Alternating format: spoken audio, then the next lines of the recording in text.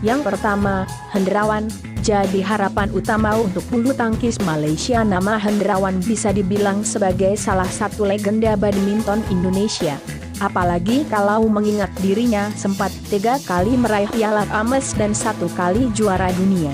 Setelah memutuskan untuk gantung raket, bukan berarti Hendrawan benar-benar pensiun dari dunia bulu tangkis.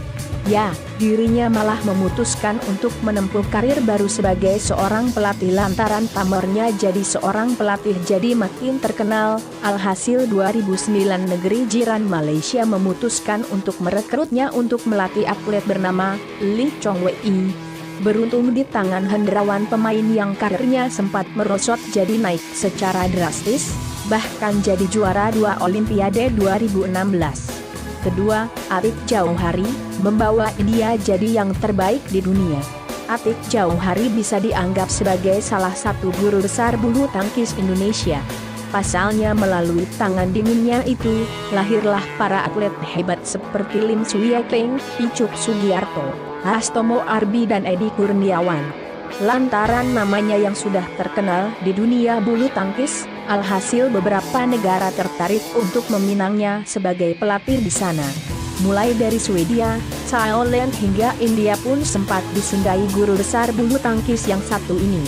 Bahkan anak didiknya saat di India, Saina Nehwal, menorehkan prestasi yang luar biasa karena menduduki peringkat 1 dunia.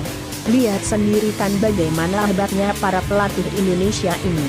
Ketiga, Tong Sin Fu, ditolak jadi WNI malah bikin Tiongkok menepati posisi puncak dunia.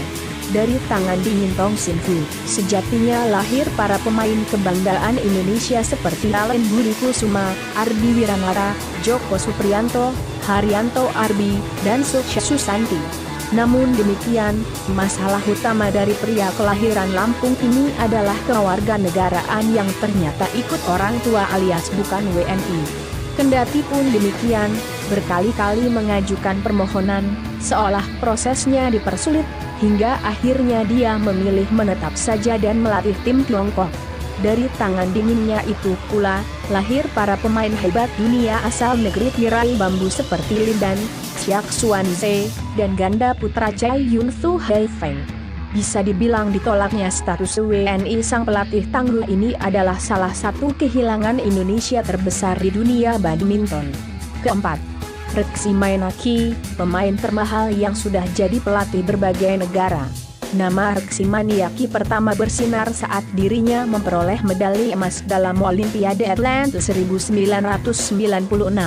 Siapa sangka makin hari karirnya jadi semakin meningkat hingga sempat membuat pebulu tangkis asal Indonesia ini jadi pemain termahal di dunia. Namun akhirnya Reksi memilih gantung raket dan menjadi seorang pelatih. Di dunia perpelatihan, sudah banyak prestasi pula yang dia torehkan, mulai dari menjadi pelatih utama BAM, Badminton Association of Malaysia, selama 7 tahun hingga kepala pelatih di Filipina.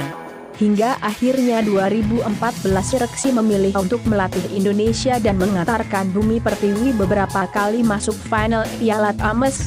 Dan yang kelima, Roni Mainaki, yang kini jadi pelatih sukses di negeri Sakura. Ternyata saudara Reksi Mainaki juga menorehkan karir gemilang dalam karirnya sebagai pelatih. Ya tepatnya setelah memilih pensiun jadi atlet, Roni sempat beberapa kali menerima tawaran untuk melatih. Hingga akhirnya negeri matahari terbit pun jadi kesengsem untuk meminangnya.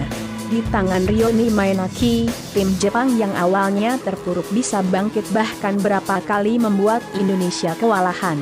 Sebelum memutuskan melatih Jepang, sebenarnya Roni berkeinginan melatih di Bumi Pertiwi, namun karena ada beberapa permasalahan, maka dirinya memilih untuk hijrah. Itulah sederet nama pelatih yang karirnya cemerlang.